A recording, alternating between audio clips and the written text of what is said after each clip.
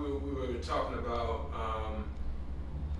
fondest memory of your grandmother, and I know that one of the tracks that's on the upcoming project speaks more about that. Is that what song is that on the album?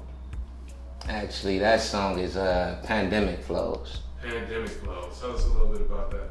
So, I remember having a conversation. I actually posted it on Twitter about a year ago.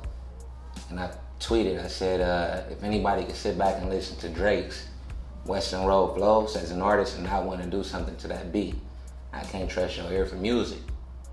And I always knew I wanted to do something off that beat. So Western Road Flows transitioned to Pandemic Flows. My grandma died early March. The pandemic started about the same time. I mean, it was a thing when we went to her funeral that people should have masks on, social distance. So it was right around the same time everything popped off. And that song came about, me being on a hiatus and not being in the studio or wanting to get into the studio. So my outlet was me dropping Facebook videos and trying to keep my creative juices flowing by still writing and still putting out music, even if I got to put it on Facebook. So when I started Pandemic Flows, I detailed the stuff that was going on right then and there in that moment. That's why it's called Pandemic Flows. But then I get to my grandma's part, I think, towards the end of that verse. And it's like, Gram's gone, I'll admit it, shit is feeling weird, but I'm at peace because I know that she ain't had no fear. Only wanted to be here to spread her love more. Now Gram's gone and the fam's in an uproar.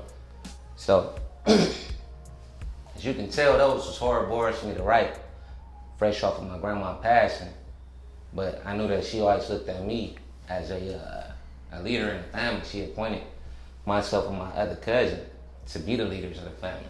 And that's, a lot of this album is about just that, me trying to keep the family tight along with my cousin. And I gave grandma a shout out on that one. It was kind of too fresh for me to dive deep into. That was one of the later songs on the progression, but. So what would you say that your grandmother's role was for the family? So my grandma was the glue. I say still is the glue because what she put out there was contagious, and that trickled down to me. That trickled down to other family members. Can't not shout out my mom because what my grandma was for that side of the family, my mom is on her side of the family. So I saw that growing up also. So grandma was and is definitely the glue that holds everything together in our family. And it's my duty and my cousin's duty to keep that tradition going. Her house was the house that we did all of our family Thanksgivings, Christmases. It was always we going to grandma's house. And what's weird is that when I was in college, I would get calls. When I'm in Bowling Green, I would get calls from my family members, and they're like, "Young, what we doing for the holiday?"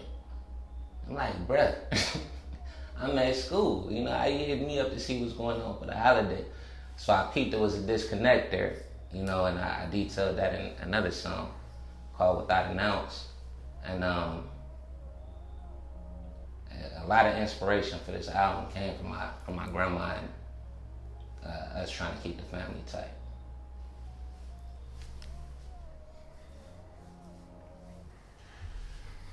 So I know that the grandmother was a large piece that held the glue together for the family.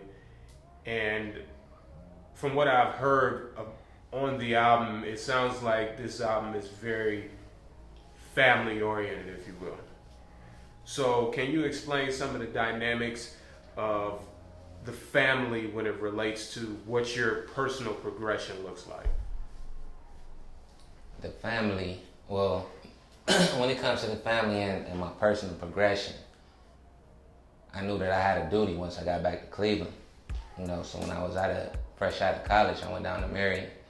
And I was working down there for a company for a while, and then when I moved back up to Cleveland, I knew exactly what my mission was, and that was to get this family back on track to where we're not reaching out to somebody out of town to see what's going on while we right here. So I knew what I had to do when I got back, and that's when we started the family meetings.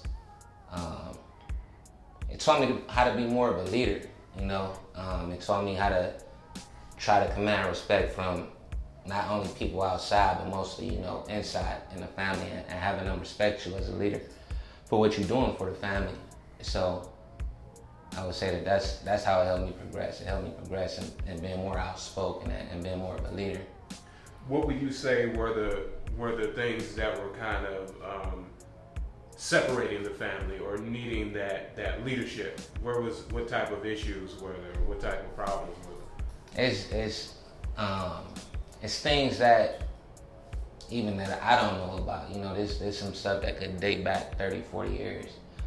Back to when the generation before us was kids, people might still have a falling out over that because things were never addressed.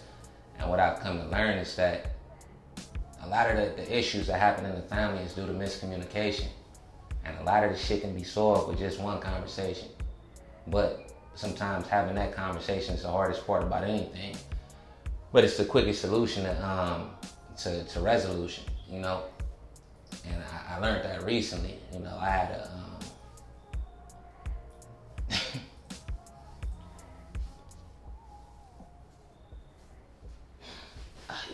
we gonna have to cut that.